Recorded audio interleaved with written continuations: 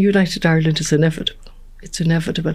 I hope my vision would be for a new republic, a republic that's inclusive, that we'll be proud to call a republic. On top of that, we're trading with Israel through Europe, and that's an obscenity to be trading with a country that's committing genocide. Catherine Connolly, welcome to Joe. How are you? Talk to me about the last couple of weeks and even the last couple of days. It must have been a bit of a culture shock for you. I know you've been working in politics for a long time now, but the limelight that the presidential election casts on people is completely different really to even a general election. It gets a lot more personal, it gets a lot more about your morals, and it's pretty much non-stop across the country. I know you've been to Belfast and you've been all around the country already. You're at the Plough, and you're also still working in the Dáil. Are you tired? I am, but I don't think about it. I just put it aside. You just have to keep going. Yeah. And that's it. It's unimaginable, really, on one level. On another level, I mean, the positive side is the feedback has been excellent and people want to engage. And I think there's an official narrative that it's a dull campaign or that people are not engaging. That's certainly not my experience. And I have been to Donegal, Leitrim, Sligo, Mayo. I've been to 4 agricultural shows. I've been to the Ploughing Championships. I was out in Ballyfermot last night. I was in the Ballyfermot Star Recovery Programme. I was in Clondalkin last week, and that was with the Equine Project. I could pick out so many examples. Certainly people want to engage. There's no dullness on the part of the people who are engaging with me. Is it difficult? I think it's become much more intense with the level of media, not the scrutiny, because I stood in July deliberately to allow for scrutiny to take place, to allow for questions to be asked. I think the people deserve that.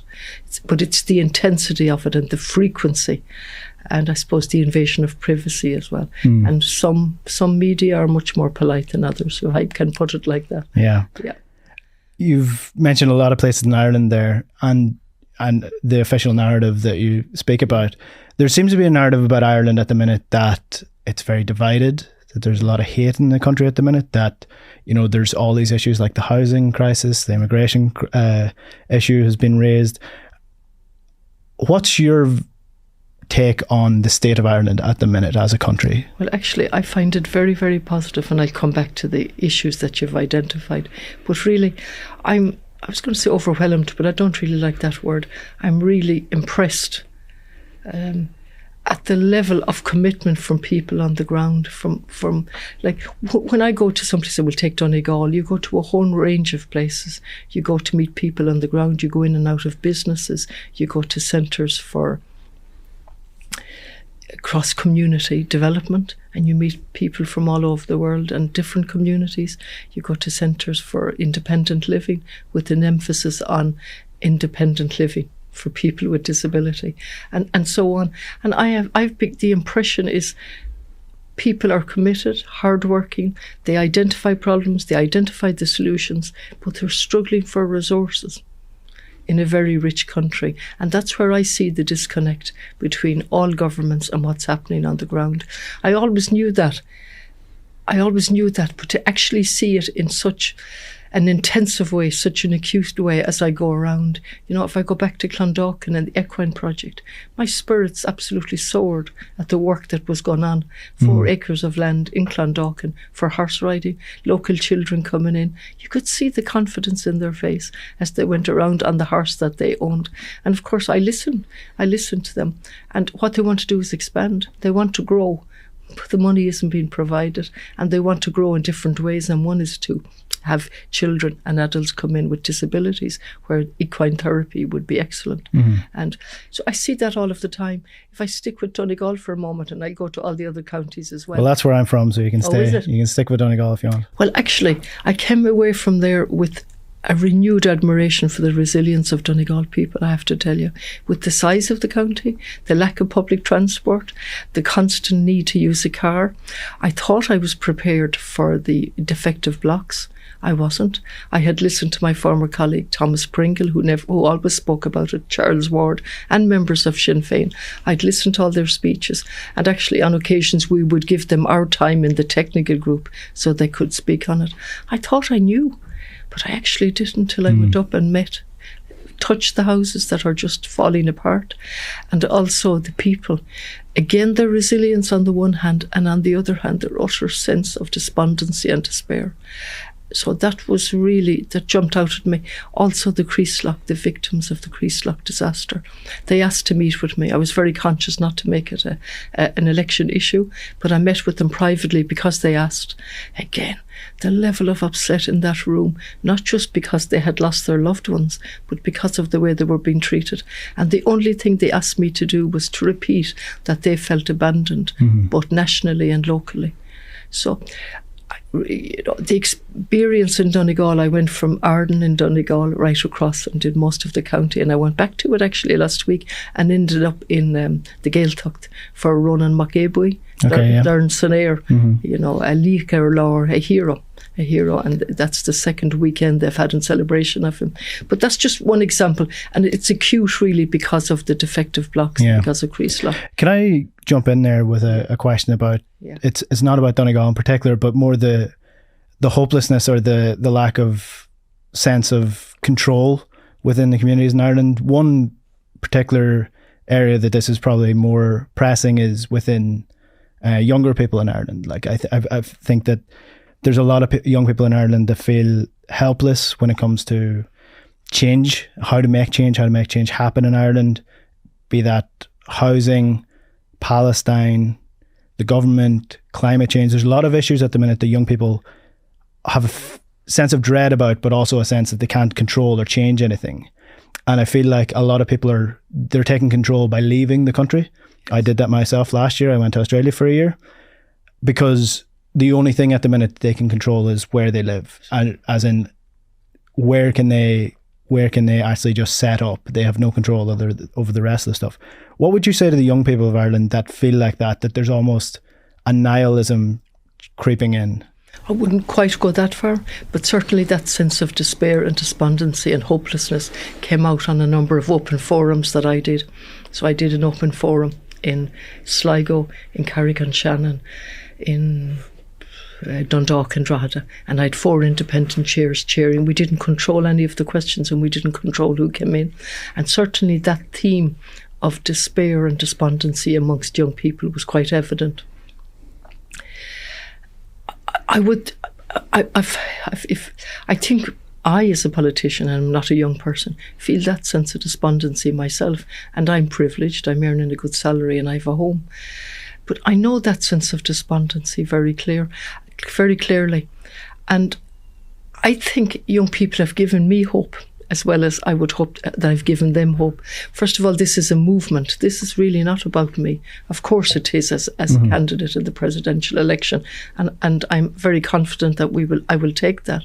But from day one, I said this is a movement because I'm responding to that despondency and despair, the inevitability of a housing crisis, the inevitability of genocide, the inevitability of climate change. I don't accept that inevitability. And that's the dominant narrative. So I can see why young people are disillusioned. I can absolutely see why that is. But we need to stand up. And it's been my philosophy all my life. Stand up and be counted. Make your views known. And I think that people don't realise, young and old, the power they have. And they certainly have power. A climate emergency was declared, and a biodiversity emergency, not in 2019, not proactively. We were forced into that declaration by young people. And young people in secondary school who were outside the Dáil on the day we declared an emergency. And so I would say to young people, you don't realise what power you have, but you have to stand up and we have to work together, and politicians have to show leadership. And that falls particularly on politicians in opposition, which is not opposition for opposition's sake. It's opposition because that's a vital part of democracy, to say you can't have over 16,000 people homeless and over 5,000 children amongst that number and say we're a republic.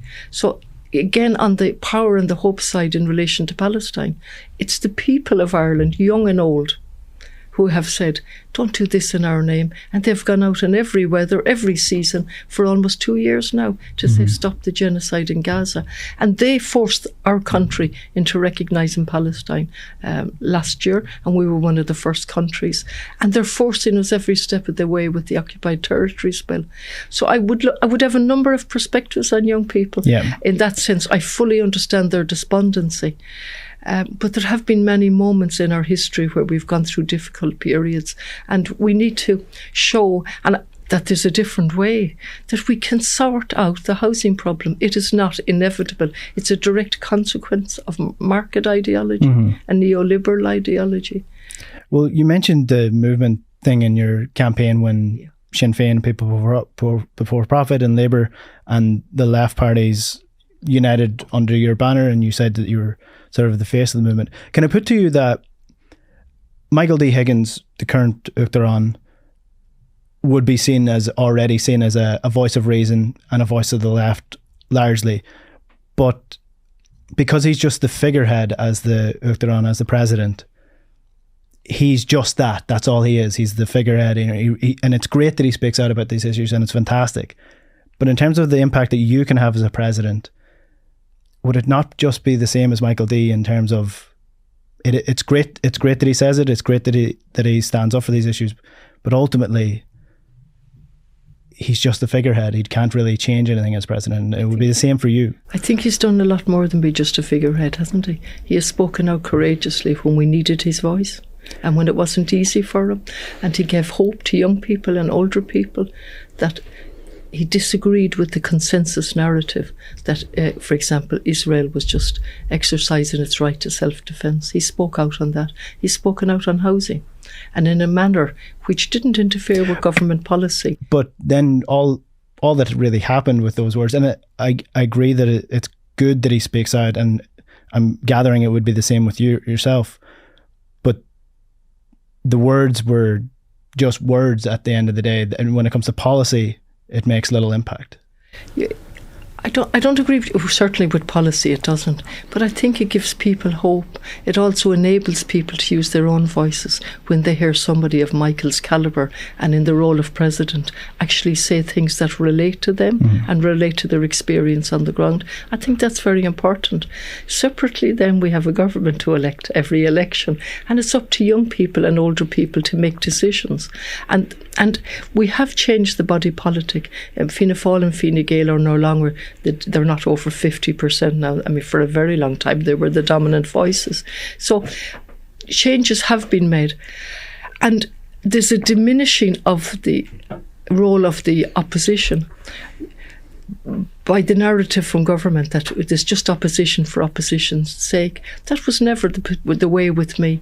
I went into the Dáil to highlight there was a housing crisis in 2016. Myself and my colleagues were appealing to the government to say, listen, this is a crisis. It's now 2025 and it's worse. But the governments could never do that because their whole ideology is market-based solutions.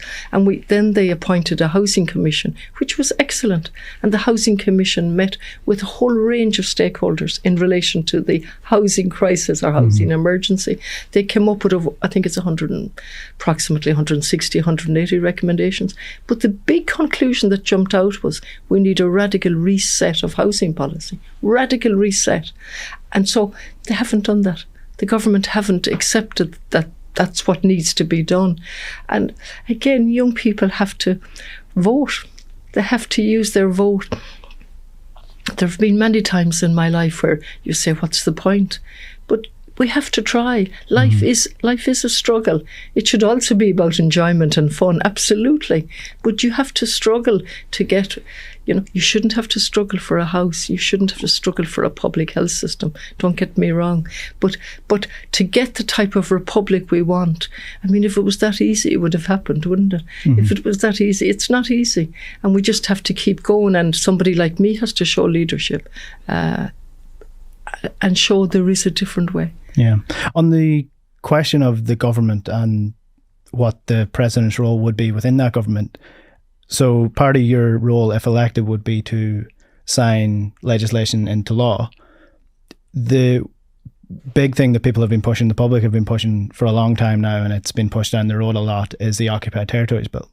And the one that Micheál Martin and his government are suggesting has been criticised heavily as being a very watered down, because it doesn't include services, which is a huge element of Ireland's trade with Israel and the global trade with Israel.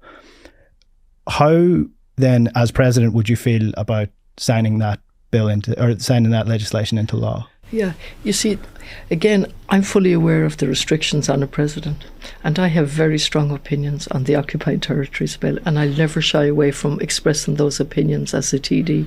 And the Occupied Territories Bill should have been enacted a long time ago, on goods and services.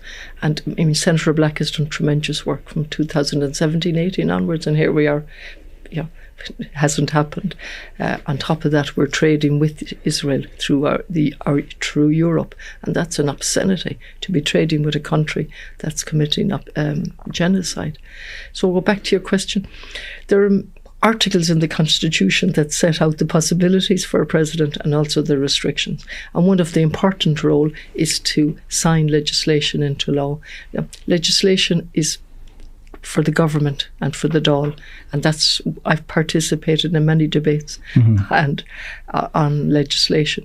My role as president would be to sign it into law or not, and what I'd have to look at, which is quite restricted but very important, whether whatever piece of legislation is before me, whether it's in compliance with the Constitution. If I feel it's not, then there's an article, and I refer it to the Supreme Court under that article after taking advice from the Council of State. That is the level of the discretion allowed, or the power under the Constitution. So the decision is refer it, and if the Supreme Court find it constitutional, that bill can never be challenged. That act can never be challenged. So obviously I'd have to reflect carefully on sending it to the Supreme Court and taking the chance that they'll find it unconstitutional, or find it constitutional and then it can never be challenged, or pass it into law and let it be challenged in due course. Okay. Leave it open. But that's the restrictive role a president has in relation to legislation. Personally, I feel there should be a referendum on neutrality, and the decision by the government to bring legislation to lose the triple lock. I think there should be a referendum, and I think all opposition and none need to work together to put pressure for a referendum. The people should decide. But the narrative from government is the triple lock, when they're putting through the legislation, has nothing to do with our neutrality. Although the current Taoiseach said it was at the core of our neutrality, the triple lock. And so if I use that as an example, that language and that turning of language creates problems of trust with people of any age, but particularly among young people, that the language means this day, but it doesn't mean it the next day. And I think that's, for me, language has always been very important, that you give meaning to what you say, so that people know where they stand with you. I do want to come back to the issue of neutrality, but just sticking with Palestine for a minute. There was a peace deal struck this week. Look, we'll see what happens with that. There was a peace deal before, and then immediately after that there was a carpet bombing of Gaza from Israel. But you've spoken about the role of the president, and one of those roles is meeting dignitaries, and you were asked about Donald Trump, of course, and would you be comfortable meeting him? A more difficult one would likely be if a peace deal is struck and Benjamin Netanyahu continues to rule over Israel. Would you meet with Benjamin Netanyahu? I worked at Les Cancorla for 4.5 years. I met lots of dignitaries, people I didn't agree with at all. I shook their hand. You have a specific role to do that. I went back into the Dáil as an independent TD and made my views known. But I think they're two different roles entirely in relation to it. You would have a specific role as a president, as the leader of the country, in relation to meeting people. That doesn't mean you have to agree with at all. But in his case, I guess, he's wanted by the ICC for international war crimes. Like, it is probably, I know I'm putting you in a difficult position, because it is unlikely that if in the future something is to come to a conclusion in a peaceful way, that Netanyahu can possibly stay in charge because he doesn't want to do it in a peaceful way. But there may come the moment where the Irish president does have to. And I'm just wondering, like, would you sit down, or would you meet him in a presidential role if it ever came? It's speculative, isn't it? And I have very strong opinions on Netanyahu. Nobody's any doubt of what I think about Netanyahu. And he is the subject of an arrest warrant, and maybe that might be implemented and put in. But at the moment, we have a powerful man carrying out genocide, and we've powerful America with other countries financing that. And that's the position we find ourselves. At this moment, I hope there's a peace deal. Okay. I really, truly, the genocide has to stop, and we have to have a peace deal. As a president, I will do it to the best of my ability, as professionally as I can. That doesn't mean I have to agree with whom I'm meeting. Yeah. On the subject of neutrality then, why do you think it's critical that Ireland keeps this triple lock, if it's the case of the US and Russia both having a say in what we do? Well, first of all, America was rarely mentioned as the problem in the Dáil until recently, when the government can't ignore the blatantness of the use of the veto by America. And the most blatant example of that was the UNIFIL forces in the Lebanon, and Irish forces take part in that. And they've 1 year left because America used their veto to say no more peacekeepers in the Lebanon. That was America doing that. And the government have been forced into actually saying that. They don't do it proactively. So for quite some time, a narrative has been building up that Russia and Russia alone was the problem. And obviously Russia have misused the veto as well. But the other countries that used the veto were never highlighted at all, just Russia. So I have a difficulty always with one-sided narrative. So to me, if the government felt there was a problem with the triple lock, then they should have come forward with a detailed position paper to us to say, look, these are the difficulties, this is why we need to change it, and this is what will replace it. Now, they have never done that. They have given a very strong narrative about Russia is the problem. And then there's a huge problem then with me for trust. Where is this coming from? And you look at position papers or whatever title was on what the EU, the Fine Gael MEPs produced, that we needed to get rid of the triple lock and go more towards to European defence and an army. A position paper of sorts was set out articulating that. Or you look at various comments from various mostly Fine Gael TDs down through the years who didn't hide that they wanted to move more towards a European defence, European army. And you say, hold on, what's happening here? What are we doing? Where's all the information about this? Which way are we going? What does it mean? But most significantly, they've never told us what will replace the UN mandate. So we'll go back to UNIFIL and we'll take a practical example. And 1 year from now, there'll be no UNIFIL, no UN in the Lebanon. The head of our forces, our defence forces, has said that will be a disaster. He didn't use the word disaster, but he said it will be another Palestine. Okay. He has said clearly it will be another Palestine. And so what will replace UNIFIL? What will replace them? What is Ireland saying that will replace the UN mandate? Which England, France, they haven't even discussed it, they haven't set out. And equally importantly, the UN was formed after the Second World War to ensure there would be no more slaughter and no more war, that we would have a body of countries coming together to promote peace. And the infrastructure was set up and the General Assembly. And we should improve on those structures. If you listen to anyone that knows anything about human rights, they'll tell you improve the UN structures, work on them, look at the General Assembly to see what power can be given to the General Assembly, which represents all countries, rather than the 5 powers on the Security Council. The mandate is very important because it's a mandate from the UN given saying these are peacekeepers, as opposed to what? Peace enforcers. Peacekeepers we have such respect in the world for such a tiny country, and we're sending peacekeepers abroad since 1958 from our defence forces, and then the Gardaí come on board years later. I forget the exact date that the Gardaí, and they also go forward, and they do tremendous work. They're utterly respected. The Lebanese people utterly trust the Irish peacekeepers. Cyprus, the exact same thing. UN peacekeepers from Ireland. And we're going to throw away all that credibility for what? And if you take that credibility based on our history of colonisation for hundreds of years, the famine, the peaceful resolution of the conflict in the north, surely we can use all that experience and our intelligence to use our voice for peace in the world under a UN mandate. You mentioned the north there.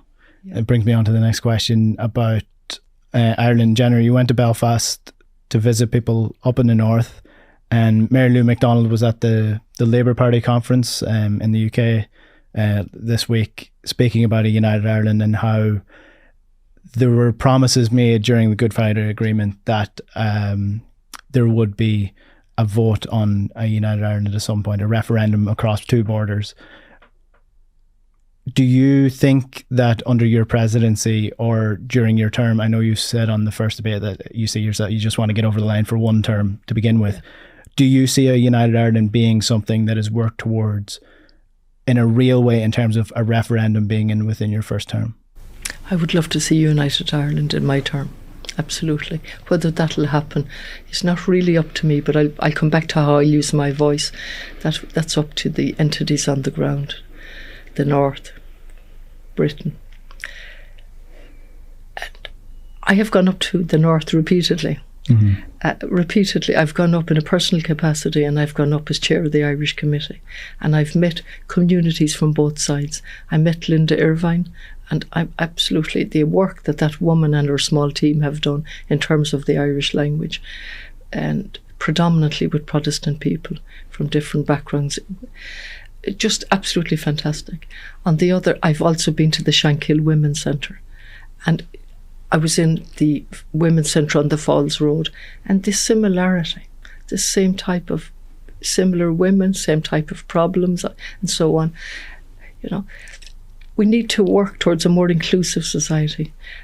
The Constitution sets out that it's the firm intent, the firm will of the Irish people to have a united Ireland. And obviously, I will do everything in my power to promote that and make that a reality. But it has to be done in an inclusive manner. It has to be done with consent. And a lot of the work has been done on the ground as we speak. And yesterday I met with Senator Francis Black and two people from the North, and they're part of a civil engagement society.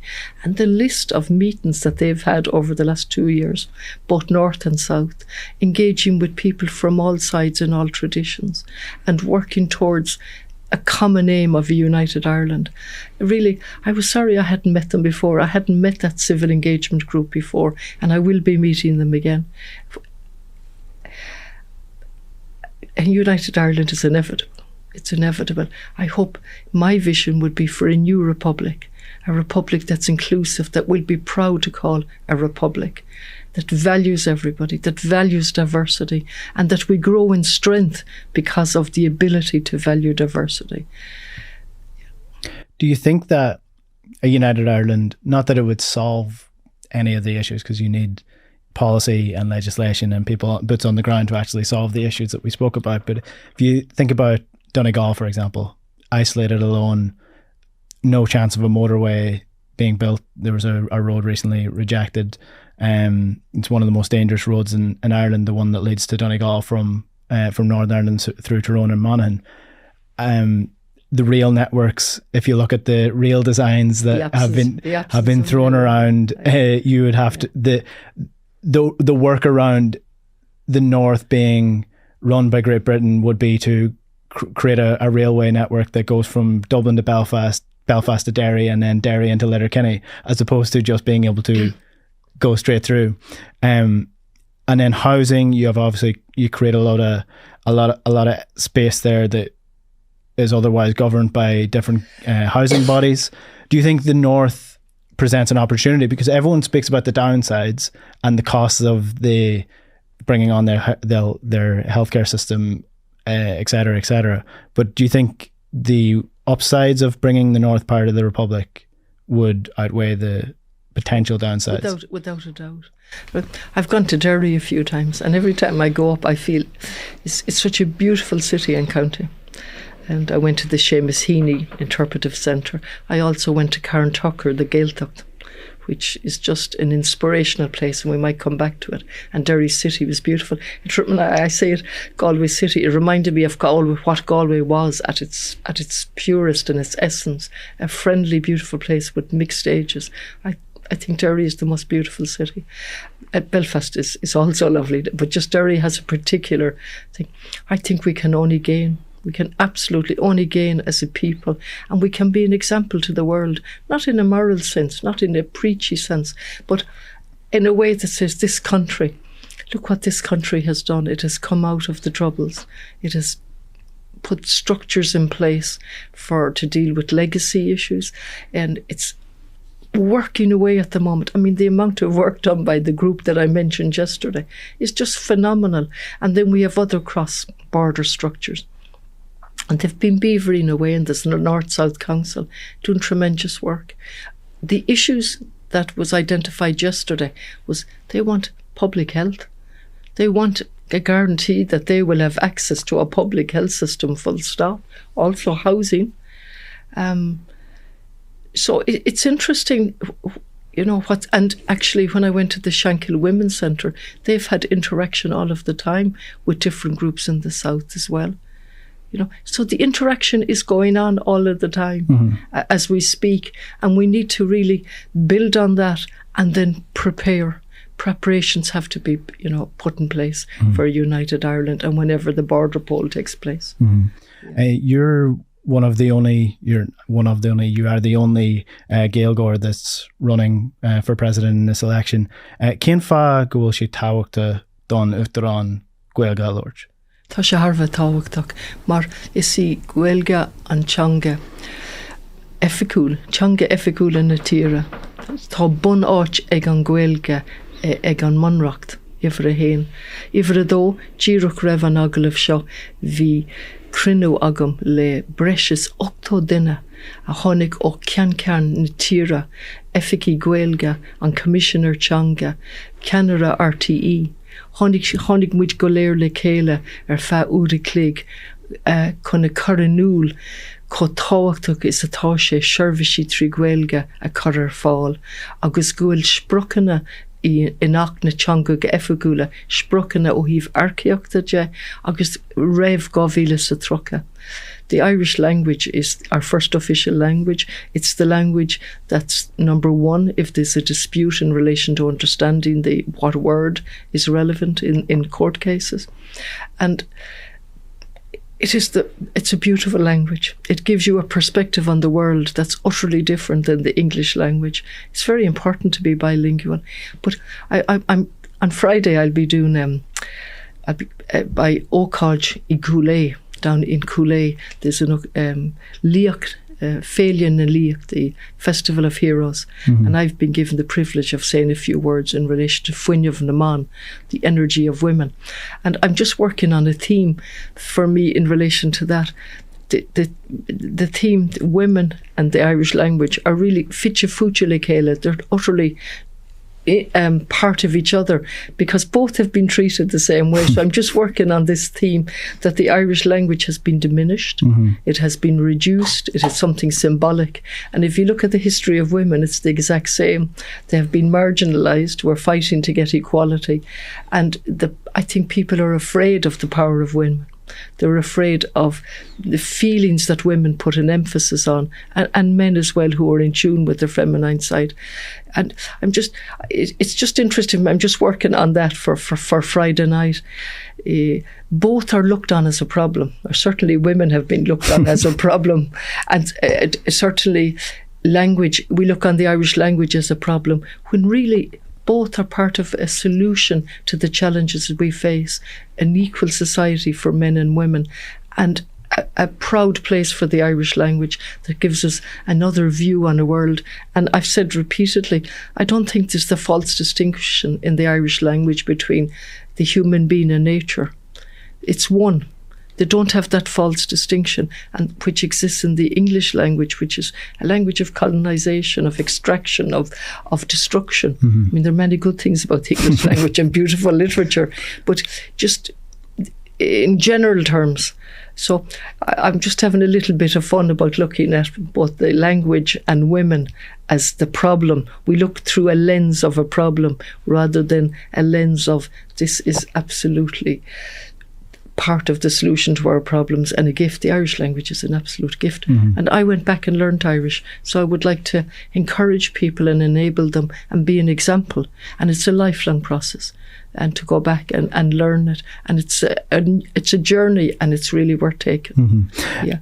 And you see the power of the Irish language as well when, say, for example, when Queen Elizabeth came, even just the effort from the British monarch to speak what few little bits of Irish she had, the impact that had on just the respect that she showed when she did come to visit the state.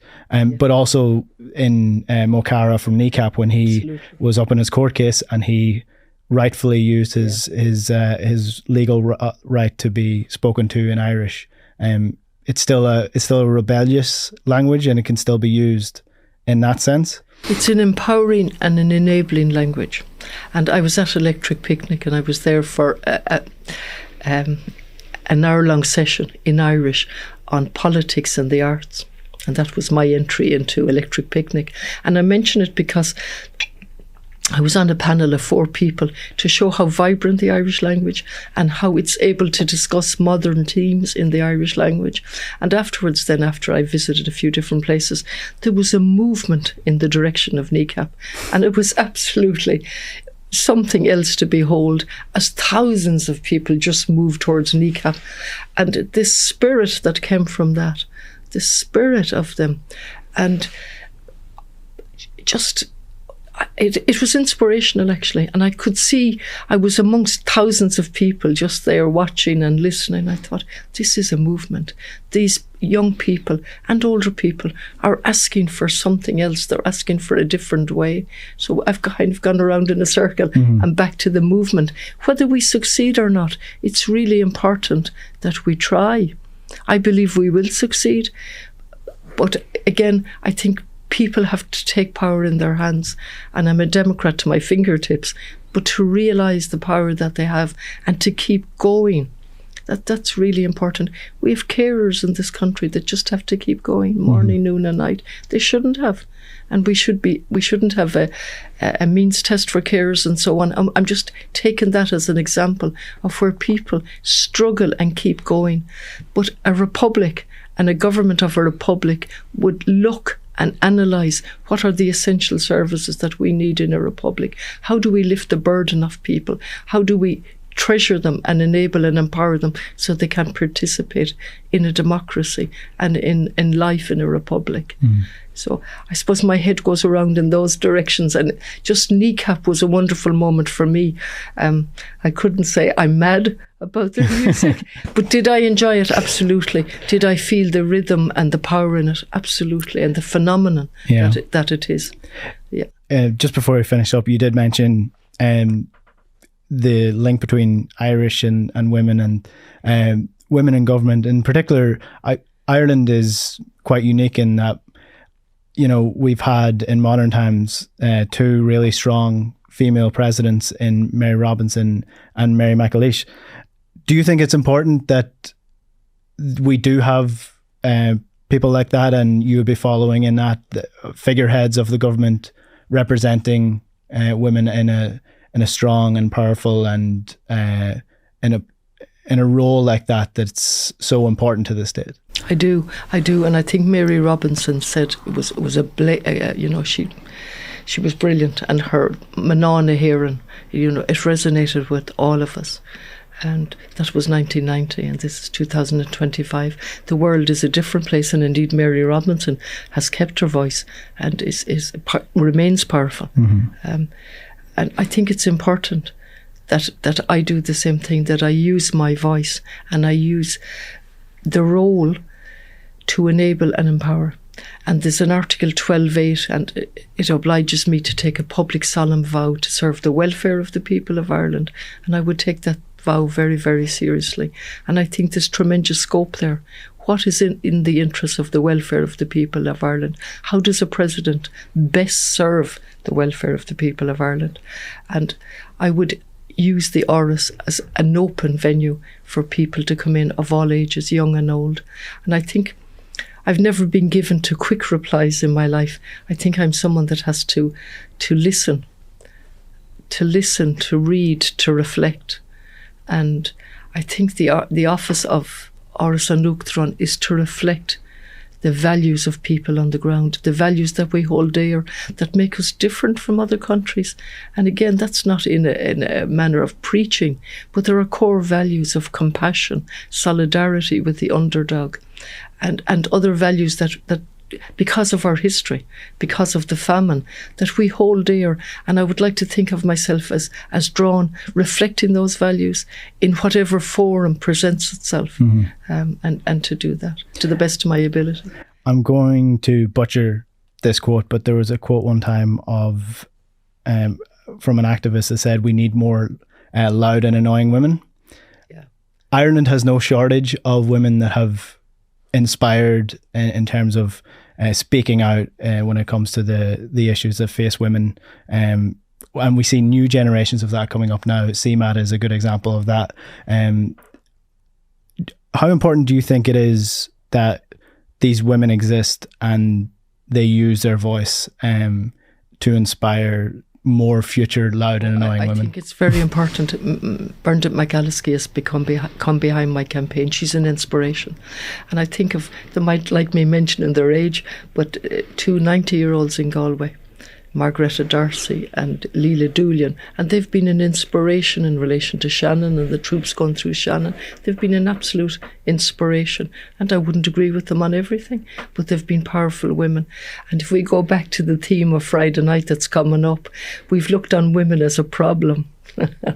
And I suppose that's because there's a fear of the power of women, women that are in touch with their emotions and with a whole range of emotions, and they're more likely to speak for peace, I think. And there are very good men as well, don't get me wrong. But I'm talking about on a general level, to let those emotions out in men or women. And I think the establishment is afraid of women like that, and have always been. Women were burnt at the stake, women were described as witches. Women were contained in institutions for a very long time, the mother and baby home, the Magdalene laundries, because the narrative was so powerful of the establishment, whether that was church or government or both working in league. And if you stepped outside of that, you were problematic. You were daring to challenge the system or not. So you ended up in an institution. So I think there is a very deep fear of the power of women, in the power in the best sense, their closeness with nature, their abhorrence of violence. And I hope to tap into that. And just before we finish up, if you could give one pitch for why people should vote for you for Uachtaráin here, and what would it be? I think I'm standing on my record. I have a record second to none. I have a work ethic, and I'm also somebody you can trust. And I think it's very important to have trust in a president. You know where I stand. I will also listen to people and reflect and do my best to serve the welfare of the people of Ireland in as an inclusive a manner as possible. Absolutely champion diversity. And using my voice to enable people to use theirs and to realise the power that they have to change, to bring change about, and we need to bring change. Catherine Connolly, Guramagat. Fáilte rud.